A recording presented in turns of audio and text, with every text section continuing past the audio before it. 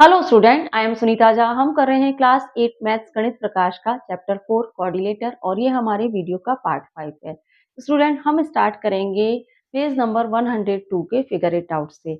तो figure it out तो हम करेंगे ही। स्टार्ट करने से पहले मैं आपको एक इन्फॉर्मेशन और दे देती हूँ कि जिस तरह से मैं आपको क्लास 6, 7, 8 की मैथ्स करा रही हूँ, उसी तरह से मैंने इंग्लिश, ग्रामर और साइंस के कुछ चैप्टर्स के वीडियो बना रखे हैं। आप उनका लाभ भी ले सकते हैं। प्लेलिस्ट तैयार है, डिस्क्रिप्शन में लिंक भी दे रखा है। तो स्टार्ट करते हैं हम page number 102 figure it out से। क्वेश्चन 1 देखिए, find the remaining angle in the following coordinator. यहाँ पे आपको कुछ कोऑर्डिनेटर दिए जाएंगे और उस कोऑर्डिनेटर में एक एंगल आपको गिवन होगा, बाकी के एंगल आपको फाइंड करना है। तो फर्स्ट पार्ट में देखिए, पी ई ए आर एक कोऑर्डिनेटर है। इस कोऑर्डिनेटर में एंगल पी 40 डिग्री का है। आपको angle E, angle A, angle R find करना है। सबसे पहले तो आप ये जानने की कोशिश करिए कि ये कोऑर्डिनेटर कौन-सा कोऑर्डिनेटर है।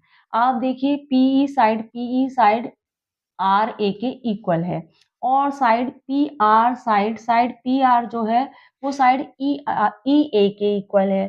तो ऐसा कौन से कोऑर्डिनेटर में पाया जाता है जिसमें अपोजिट साइड इक्वल हो? ऐसा पाया जाता है पैरेललोग्राम में। तो हम यहाँ पे लिख सकते हैं कि भाई P E A R is a parallelogram. सबसे पहली बात तो आप यही लिख दीजिए। अब आप देखिए कि जो एंगल P है वो उसके इक्वल ही होगा एंगल A। हम कह सकते हैं कि अगर एंगल P 40 डिग्री है तो एंगल A भी 40 डिग्री ही होगा, क्योंकि अपोजिट एंगल इक्वल होते हैं पैरेललोग्राम में। Opposite opposite angles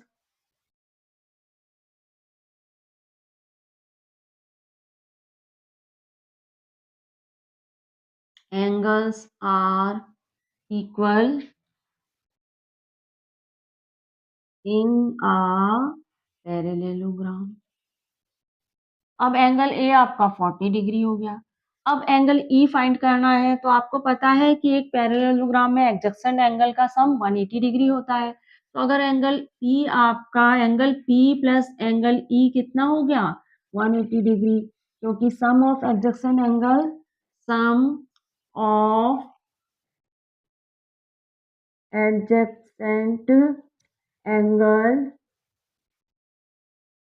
angles in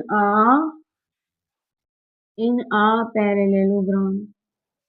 अब P कितना है भाई? आपका P 40 है और E आपको ऐसे ही रख देना है, इक्वल 180 के हैं ये। अब E फाइंड करना है, इसे यहीं रखिए। 180 माइनस 40, तो आपको E कितना डिग्री का मिल गया? E आपको मिल गया 140 डिग्री का। अब एंगल E आपका 140 डिग्री का है तो एंगल R भी 140 डिग्री का होगा। तो एंगल R इक्वल 140 डिग्री। क्यों कह रहे हैं? अपोजिट एंगल R इक्वल है ना पैरेललोग्राम।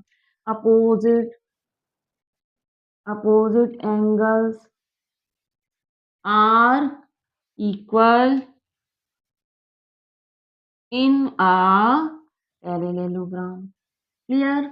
तो भाई फर्स्ट पार्ट कर दिया, angle E, angle A, angle R find कर लिया है हमने। यहाँ पे लास्ट में आप लिख भी सकते हैं, so angle P equal 40 degree, angle E equal 140 degree and angle A equal 40 degree and angle are equal 140 degree. अब सेकंड पार्ट देख लेते हैं। Part 2, P Q R S एक कोऑर्डिनेटर है। कौन सा कोऑर्डिनेटर है भाई? देखिए, पी क्यू जो है वो आर एस के इक्वल है और पी एस जो है वो क्यू आर के इक्वल है। ये कंडीशन कौन से कोऑर्डिनेटर में बनती है? पैरेललोग्राम में अपोजिट साइड इक्वल और पैरेलल होती है। तो ये क्या है भाई? P Q R S. पहले तो आप यहाँ लिख लीजिए कि P Q are and S क्या है? Is a parallelogram. सबसे पहले तो आप यहाँ ये लिखिए। अब एंगल P आपका क्या है? एंगल P आपका 110 डिग्री है। तो एंगल R आपका कितने डिग्री का होगा? एंगल R आपका 110 डिग्री का ही होगा। एंगल R इक्वल 110 डिग्री, क्योंकि opposite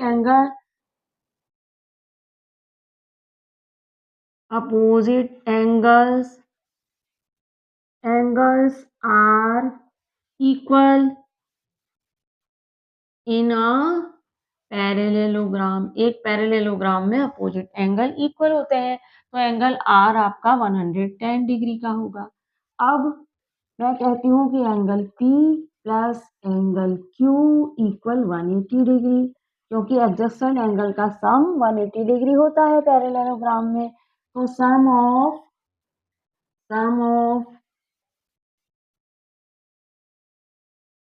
angle angles is 180, sum of adjacent angle in a parallelogram, इस तरह लिख लीजिए, इन अ पैरेललोग्राम। इस तरह से पैरेललोग्राम की हम प्रॉपर्टी भी बताते जा रहे हैं साथ में। अब P आपका कितना है, 110 है, Q आपको फाइंड करना है, एंगल Q 180। अब एंगल Q को तो आप यहीं रखिए और 180 माइनस 110 करेंगे तो एंगल Q आपको मिल जाएगा, कितना मिल जाएगा, 70 डिग्री। एंगल Q कितना हो जाएगा, 70 डिग्री का। तो एंगल Q 70 डिग्री का है, तो एंगल S कितना होगा, एंगल S इक्वल भी 70 डिग्री होगा, क्योंकि opposite angles are equal in a parallelogram, एक पैरेललोग्राम में अपोजिट एंगल इक्वल होते हैं। तो हम यहाँ पे एंगल S कितना होगा भाई, 70 डिग्री होगा। आप यहाँ पे लिख लीजिए angle P equal 110, angle Q equal 70 degree और एंगल R इक्वल 110 और एंगल S इक्वल 70 डिग्री। तो सेकंड पार्ट कर लिया, थर्ड पार्ट भी देख लेते हैं। यू वी डब्ल्यू एक्स कौन सा कोऑर्डिनेटर है, यहाँ आप देख रहे हैं कि ऑल साइड इक्वल है। तो जिस कोऑर्डिनेटर में ऑल साइड इक्वल हो और 90 डिग्री का एंगल ना बन रहा हो, वो क्या होता है, रोम्बस होता है। तो हम यहाँ पे क्या लिख सकते हैं भाई, हम यहाँ पे लिख सकते हैं कि you V W x is a rhombus.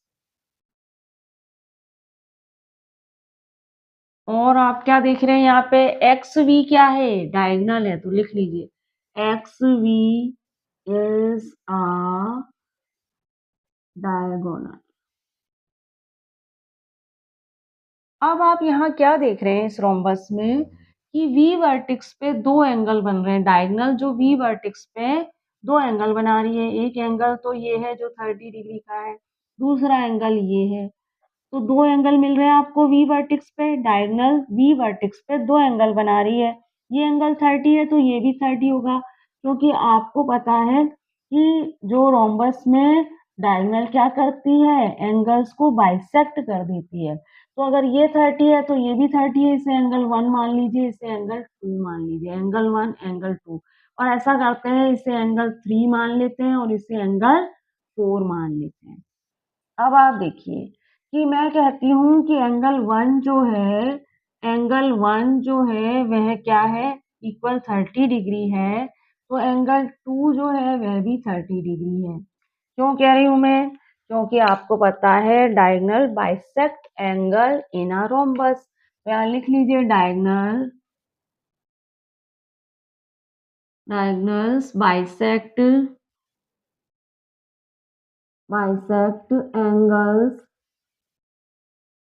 Angles in a rhombus. अब आगे देखिए आप, अब अगर एंगल 1 30 डिग्री है, एंगल 2 30 डिग्री है, तो मैं कह सकती हूँ कि angle 1 plus angle 2 equal angle V. तो ये दोनों एंगल मिलके क्या बन जाएंगे, एंगल वी बन जाएंगे। एंगल 1 और एंगल 2 क्या बन जाएगा, एंगल वी बन जाएगा। तो एंगल 1 30 है, एंगल 2 भी 30 है, तो एंगल वी कितना हो गया, 60 डिग्री। तो आपने पता करा कि भाई एंगल वी क्या है, एंगल वी हमारा 60 डिग्री का है। इस रोम्बस में एंगल वी आपको 60 डिग्री का मिल गया। ठीक है, तो यहाँ पे आप चाहें तो और लिख लीजिए angle V, so angle V equal 60 degree. अब आप देखिए कि एंगल 3 और एंगल 4 हम फाइंड करते हैं। वैसे तो आपको आइडिया हो गया होगा कि एंगल x 60 डिग्री होगा क्योंकि अपोजिट एंगल इक्वल होते हैं रोम्बस में। लेकिन हम इसको और अच्छे से क्लियर कर लेते हैं कि एंगल 1 अगर 30 डिग्री का है तो एंगल 3 भी 30 डिग्री का ही होगा। Angle 3 equal 30 degree. क्यों कह रही हूँ मैं एंगल 3 30 डिग्री होगा? क्योंकि भाई एंगल 3 30 डिग्री होगा क्योंकि ये जो trans on parallel line same side of transversal angle are equal. On parallel line, on parallel lines, same side of a transversal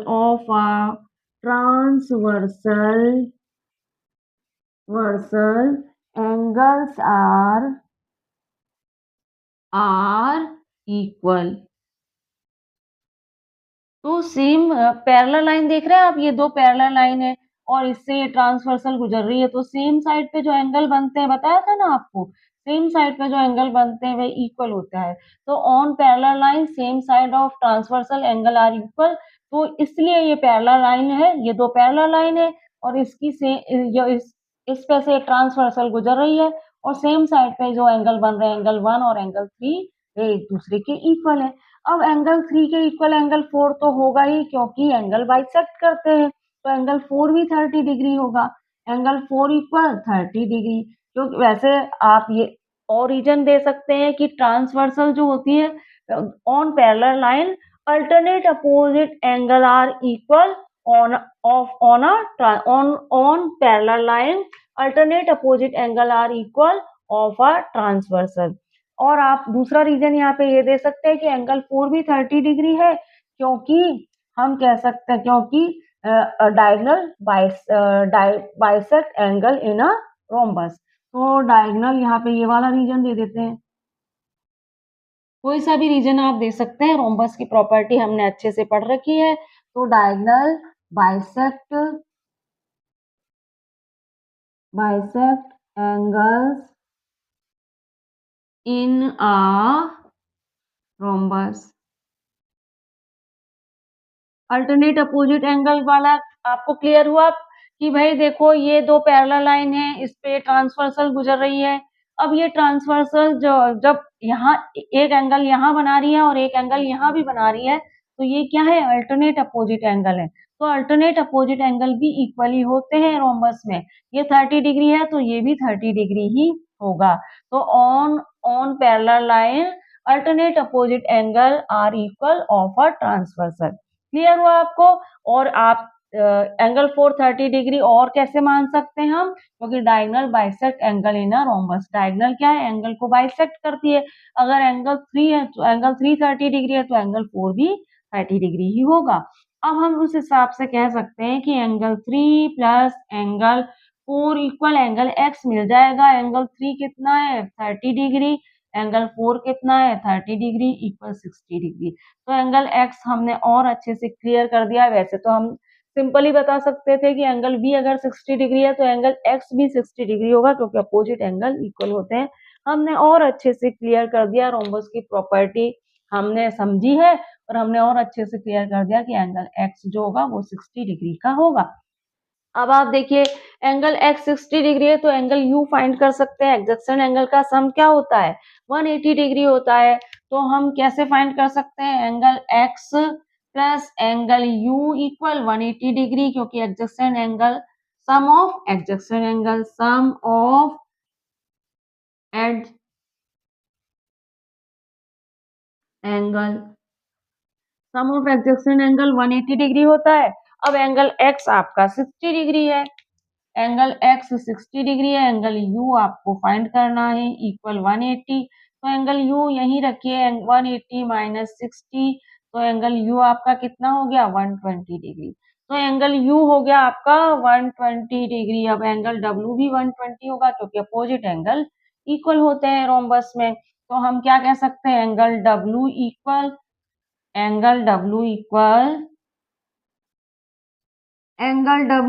120 degree क्योंकि opposite angles are equal. Opposite angle are equal in a equal equal in a rhombus.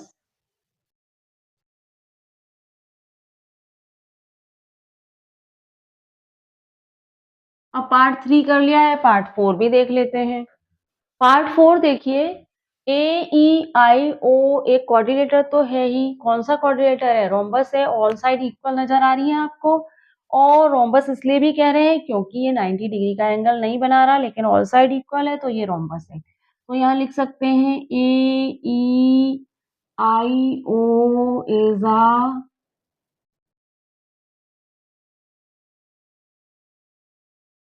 अब आप देखिए ओ ई इसमें diagonal है, ओ ई।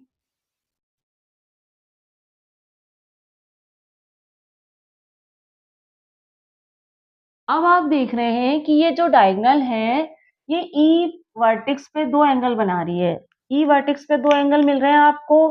एक angle तो आपको ये दिख रहा होगा ई वर्टेक्स पे, और एक एंगल आपको ये दिख रहा होगा ई वर्टेक्स पे। तो ये दो एंगल बना रही है, तो एक एंगल तो 20 डिग्री का है। ये वाला एंगल तो आपको बता दिया गया है कि ये 20 डिग्री का है।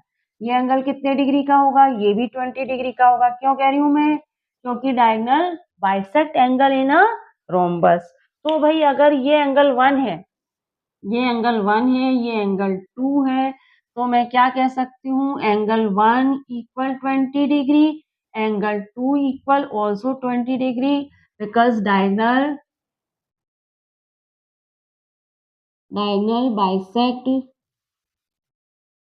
Bisect angle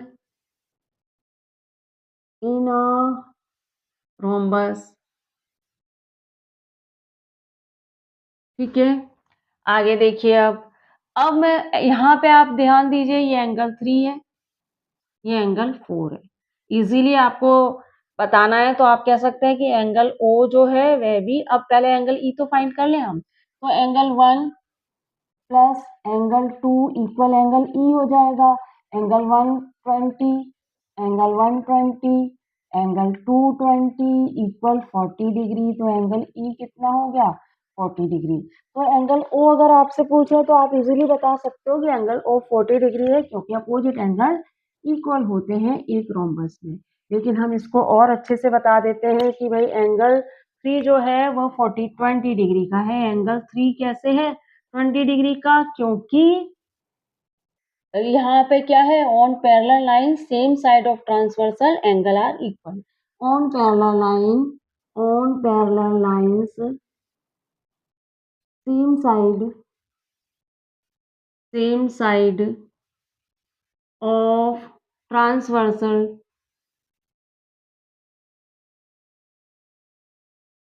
angles are equal. तो एंगल 3 20 डिग्री है, तो एंगल 4 भी क्या होगा? 20 डिग्री होगा। क्यों होगा भाई एंगल 4 20 डिग्री? क्योंकि डायगोनल क्या कर रही है? बाइसेक्ट करती है एंगल को। तो diagonal bisect angles in a rhombus. और एक रीजन दे सकते हैं कि भाई on parallel line alternate opposite angle equal of a transversal. दो पैरेलल लाइन है, यहाँ पे अल्टरनेट अपोजिट एंगल बन रहेंगे। एक एंगल यहाँ बनेगा, एक एंगल यहाँ बनेगा। तो on parallel line alternate opposite angle are equal of transversal. तो ये रीजन भी दे सकते हैं। और डायगोनल बाइसेक्ट करती है एंगल्स को। अगर एंगल 320 डिग्री है तो एंगल 420 डिग्री ही होगा। तो यहाँ पे हम angle 3, angle 4 plus angle O हमें मिल जाएगा। एंगल 3 20 डिग्री है, एंगल 3 कितना है? 20 है। एंगल 4 भी 20 है, तो एंगल ओ कितना हो जाएगा? 40 डिग्री। तो एंगल ओ आपका हो गया 40 डिग्री का। यहाँ पे और अच्छे से लिख लीजिए, नहीं तो जीरो लगेगा। एंगल ओ क्या है? 40 डिग्री है। अब आपको एंगल ओ मिल गया, एंगल ई आपने फाइंड कर लिया, एंगल ओ मिल गया। अब रोम्बस में एडजस्टेंट एंगल का सम 180 डिग्री होता है। तो अगर एंगल ओ 40 डिग्री है तो एंगल ए इक्वल कितना हो जाएगा? 180 degree. Sum of adjacent angle, sum of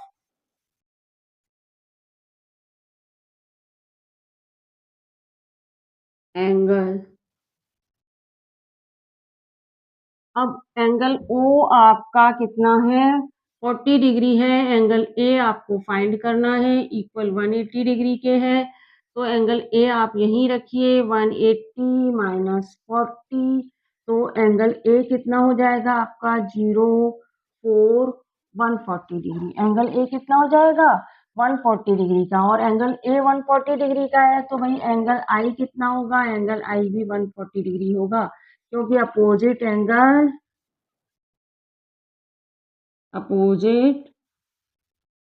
angle angles are equal in a rhombus. Clear? तो फर्स्ट पार्ट हमने कर लिया है, सेकंड पार्ट भी देख लेते हैं। सेकंड क्वेश्चन देखिए, using the diagonal property construct a parallelogram whose diagonals are of length 7 centimeter, 5 centimeter and intersect at an angle of 140 degree. आपको एक पैरेललोग्राम कंस्ट्रक्ट करना है डायगोनल की प्रॉपर्टी को ध्यान में रखते हुए, क्योंकि यहाँ पे दो डायगोनल दे रखी हैं पैरेललोग्राम की, 7 सेंटीमीटर और 5 सेंटीमीटर, और अपने इंटरसेक्टिंग पॉइंट पे 140 डिग्री का एंगल बन रहा है। तो आपको एक पैरेललोग्राम बनाना है जिसकी डायगोनल 7 सेंटीमीटर और 5 सेंटीमीटर है, इंटरसेक्टिंग पॉइंट पे 140 डिग्री का एंगल बन रहा है। डायगोनल जहां इंटरसेक्ट हो रही है वह 140 डिग्री का एंगल बन रहा है, और डायगोनल की प्रॉपर्टी को ध्यान में रखते हुए ये पैरेललोग्राम आपको बनाना है। तो सबसे पहला काम तो आप क्या करिए कि 7 सेंटीमीटर की एक डायगोनल फॉर्म कर लीजिए कुछ इस तरह से। स्केल से आप 7 सेंटीमीटर की एक डायगोनल बना लीजिए। अब आपने 7 सेंटीमीटर की डायगोनल बना ली, अब इस डायगोनल का हमें मिड पॉइंट भी लेना होगा। अब इस डायगोनल का मिड पॉइंट हम क्यों ले रहे हैं, इस डायगोनल का मिड पॉइंट हम इसलिए ले रहे हैं क्योंकि इस मिड पॉइंट से ही हमारी सेकंड डायगोनल जो कि 5 सेंटीमीटर है वह गुजरेगी, और इस मिड पॉइंट पे ही 140 डिग्री का एंगल हम बनाएंगे, क्योंकि यही उसका इंटरसेक्टिंग पॉइंट होगा बोथ डायगोनल का। तो आप क्या करिए, कैसे लें हम मिड पॉइंट, सबसे पहले तो आप समझिए इसको कि मिड पॉइंट हम कैसे लेते हैं। मान लीजिए ये 7 सेंटीमीटर की डायगोनल है, थोड़ी बड़ी बनाई है मैंने ताकि बोर्ड पे आपको अच्छे से दिखाई दे। अब इस 7 सेंटीमीटर डायगोनल का मिड पॉइंट ये होगा, आईडीए से मैंने बताया कि मिड पॉइंट ये है, पर एक्चुअली मिड पॉइंट क्या है ये कैसे फाइंड करें हम।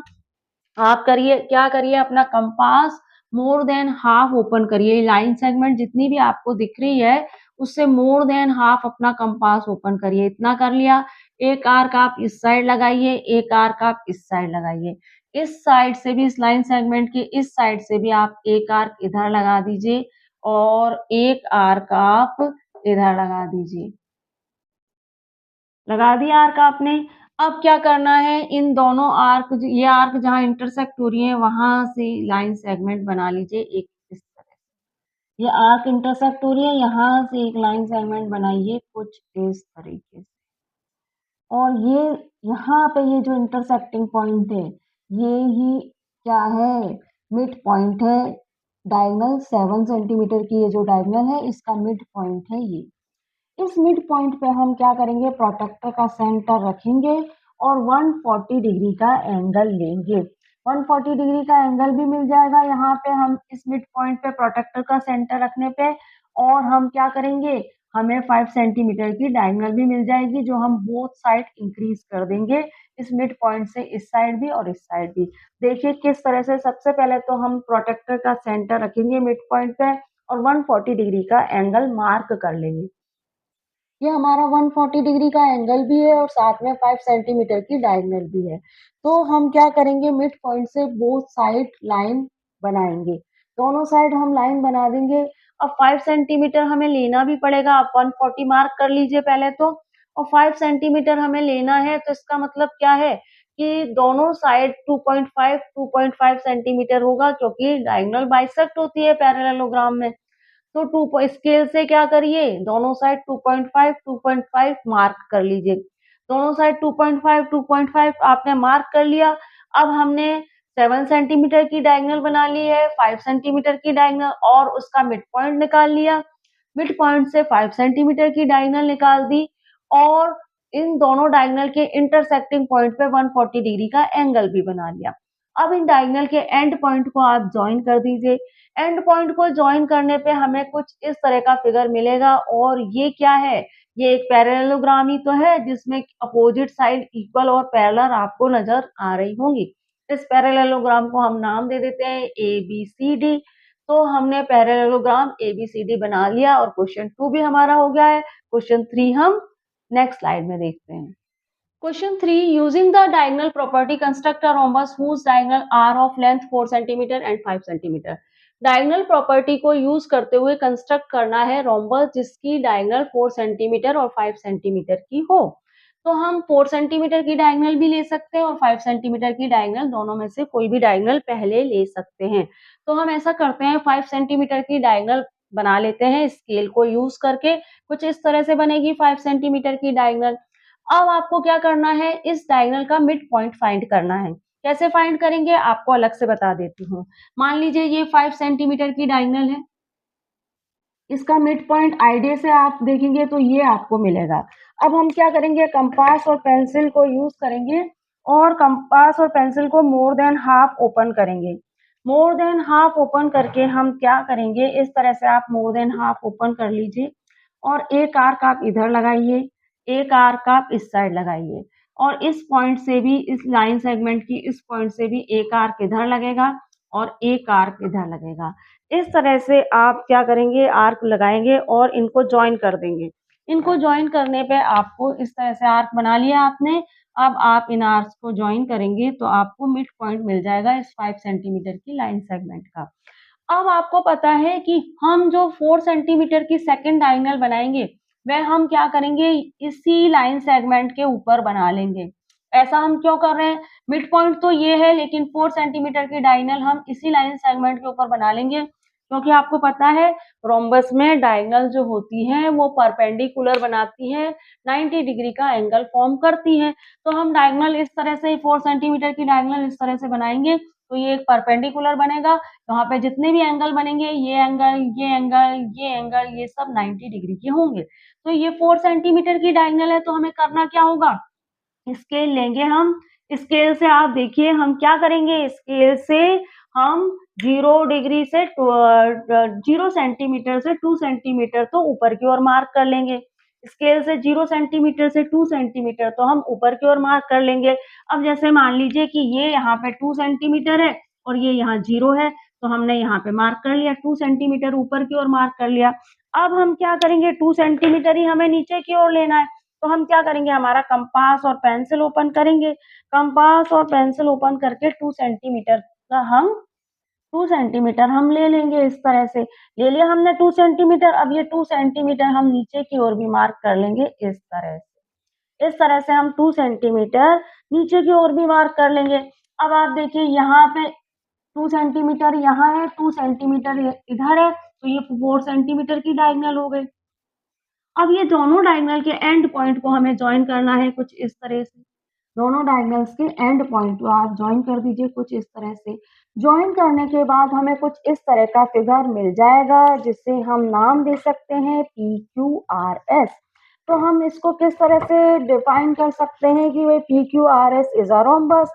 इन PQRS, PR एंड SQ क्या है, डायगोनल है और in intersecting point angle are 90 degree. Intersecting point पे 90 डिग्री का एंगल बन रहा है जो कि क्या है, एक परपेंडिकुलर भी है। तो यहाँ पे स्टूडेंट हमने फिगर इट आउट में क्वेश्चन 1 2 3 कर लिए हैं जो पेज नंबर 102 से थे। अब हम क्या करेंगे, हमारे नेक्स्ट वीडियो में मिलेंगे, वहां कोऑर्डिनेटर से रिलेटेड कुछ एक्टिविटीज हम करेंगे।